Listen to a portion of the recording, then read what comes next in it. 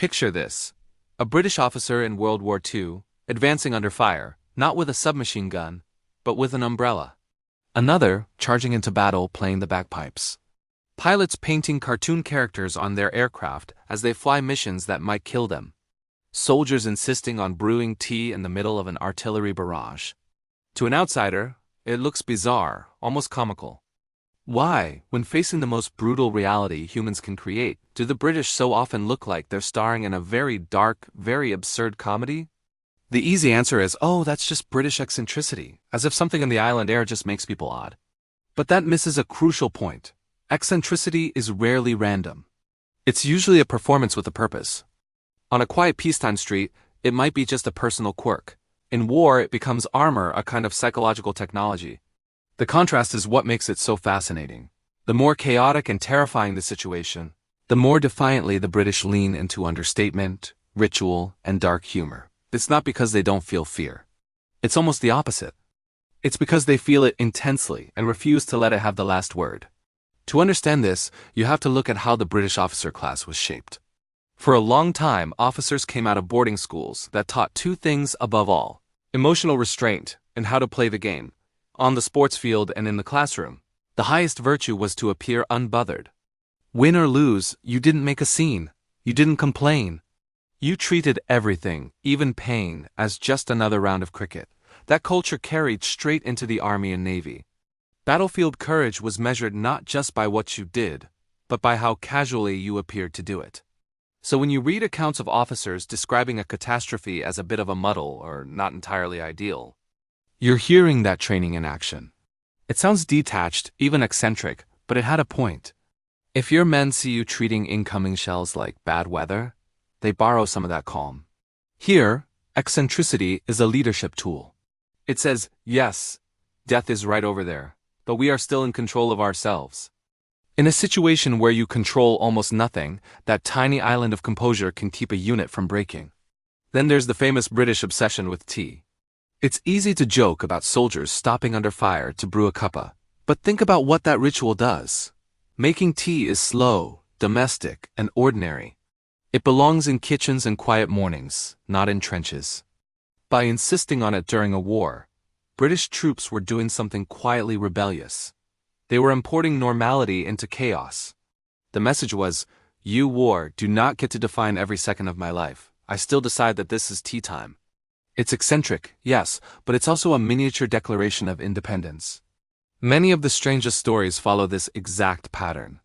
Take Major Digby Tatham Warder, the officer with the umbrella at Arnhem. On paper, it sounds insane.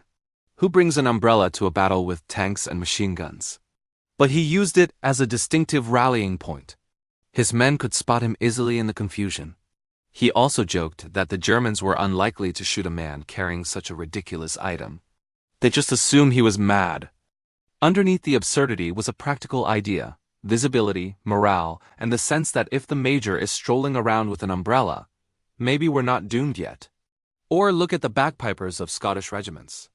Walking back and forth on a battlefield playing ancient tunes while bullets fly is, rationally, a terrible survival strategy. But the effect on the troops is undeniable.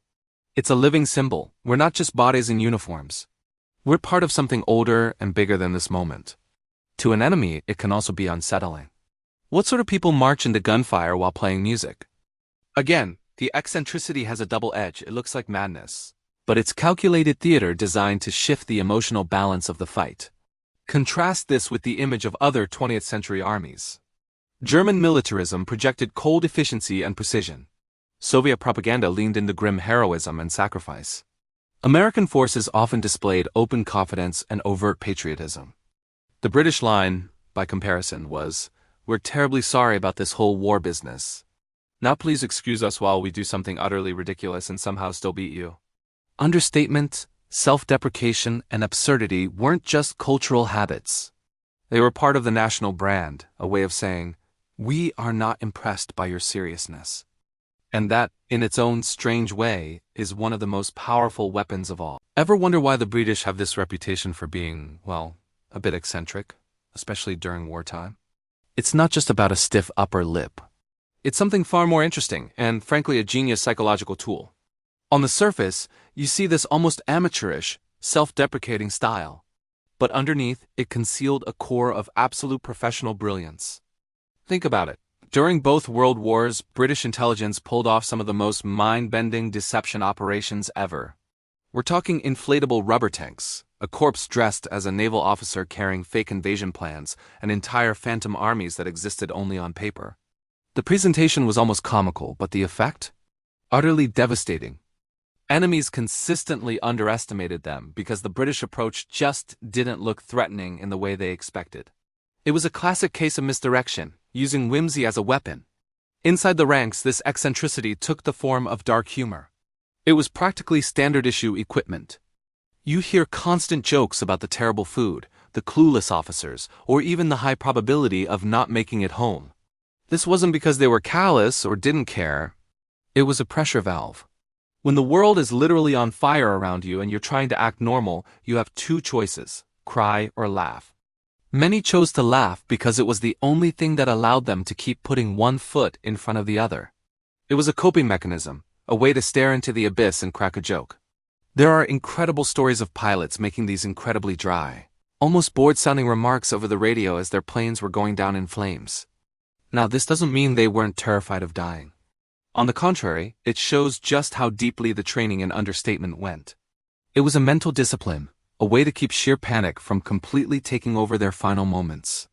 This cultivated calm, even in the face of death, was a powerful psychological defense. It wasn't about being emotionless. It was about mastering emotion when it mattered most. Of course, let's be real. Not every British soldier was a character from a black comedy. It would be dangerous and disrespectful to romanticize this and pretend war was somehow charming or fun. It wasn't. There was immense terror, breakdowns, rage, and quiet, soul-crushing despair, just like in any army from any country.